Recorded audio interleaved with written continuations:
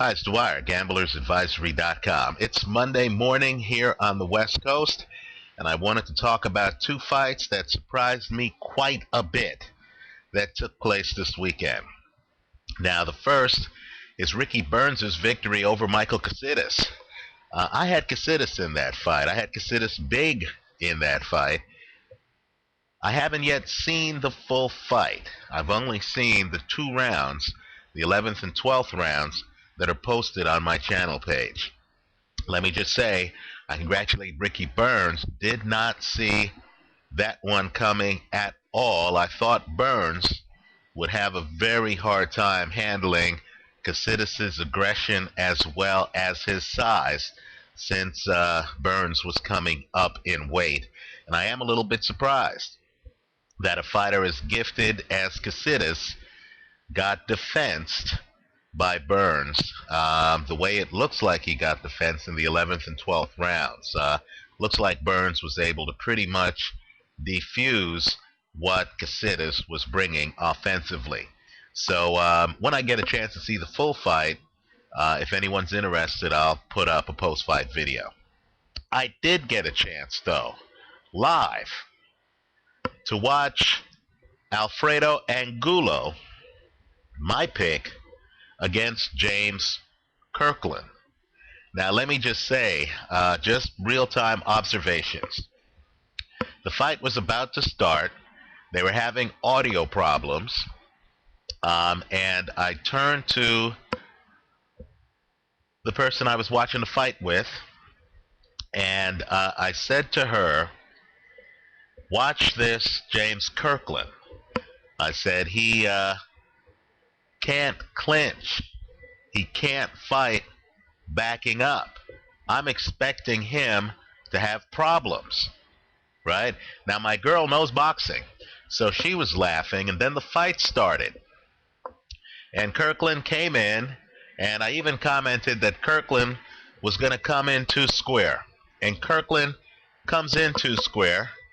Kirkland is throwing punches. Kirkland, just like in his last loss, was open to a straight right hand. Angulo hits him perfectly. Kirkland drops his hands, drops to the canvas. No, I'm not kidding. At that point, Kirkland looked so outgunned. And I know Kirkland is such a proud guy that at that point, I almost turned away from the TV. Ignore my phone in the background. It's been that kind of morning. I almost turned away from the TV because who wants to see a proud guy who is trained big time, who you know is dedicated to the sport, who wants to see him completely undressed because he's missing some boxing fundamentals, right? So I felt sorry for Kirkland at that point. Fortunately for me, I couldn't find the remote. So the round kept going. And as the round kept going, it was phenomenal because Kirkland fights back. Angulo has everything going for him. He has his hand speed. He has his defensive, construct. He comes in to finish Kirkland, gets sloppy, starts to trade with James Kirkland, who's dazed and confused. But the one thing Kirkland always is he's always in the fight. Kirkland turns around that first round. It's really Hagler-Hearns level. Kirkland turns around that first round, and when he goes to the corner, it's interesting. His trainer is Ann Wolfe. HBO, they had technical difficulties. You can't really hear what's being said. But what's interesting is there's no panic in James Kirkland's corner, right? What's interesting is Kirkland has just had really one of the most ferocious rounds I have ever seen in my life. I mean, this is seriously Hearns Hagler. It's a classic round. It's a great round. And Kirkland goes back to his corner. There's not a lot of movement. There's not a lot of people. This isn't a guy who has entourage members, posse members leaning in, offering advice, right? The corner is not busy. It's him, it's his trainer. He has her undivided attention. She has his undivided attention. There's no acclaim, there's no celebrity, there's no BS. There's just a job to do. And it's so clear that they are so tight. And keep in mind, Kirkland has hurt Angulo at the end of the first round. There's no rush, right? They know they're there with a fight to win.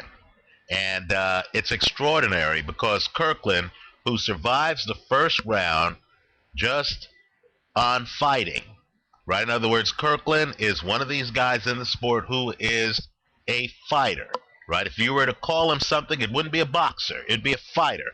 He survives the first round on fighting.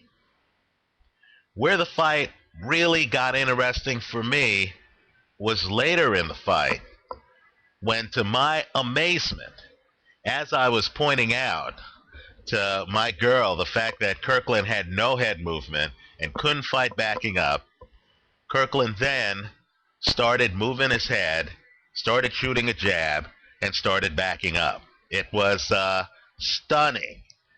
In the later rounds against Angulo, after he decimates Angulo, right? Angulo, who, in my opinion, lost years off of his career because of this fight, right? Just look at the drop in hand speed, and I mean a drop from the first round to the fourth round. There's a huge drop in hand speed. Angulo, quite frankly, looked shot at the end of the fight. But what's interesting is even though Kirkland decimates, and that's the only word I can think of, decimates Alfredo Angulo, and I have no idea, by the way, how the scoring was as close as it was, because I thought Kirkland was dominating the fight.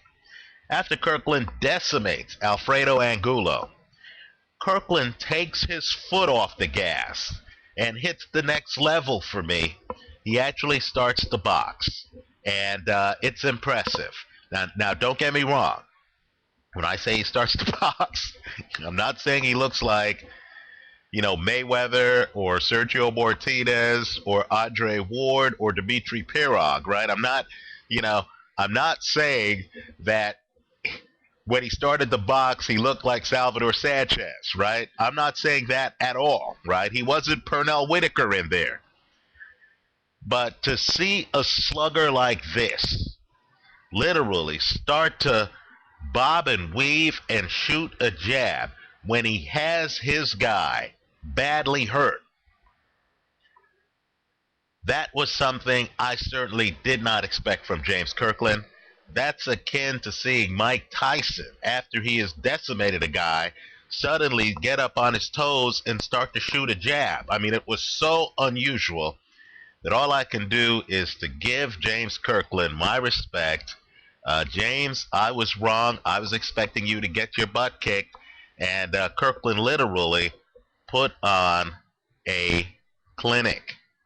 Now, I understand these two guys were fighting for the right to fight Saul Alvarez. Now, let me say this, and I was wrong about this fight, but let me just say, I think Saul Alvarez, I predicted he would have problems in his last fight against Gomez, and he did. If you saw the fight, he had all kind of problems.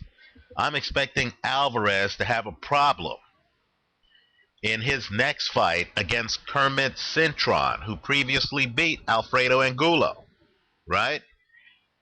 If Canelo, who has one of boxing's absolute best left hooks, if Canelo gets by Kermit Cintron, he's going to have, if the fight happens, all kinds of problems against James Kirkland.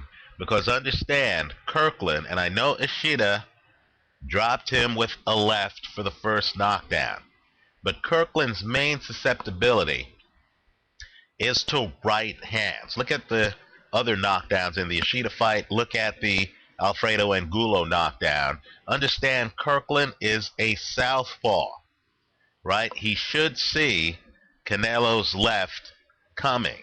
And all I'm saying is Canelo needs to be prepared for a boxer who, quite frankly, is much more multifaceted than I thought.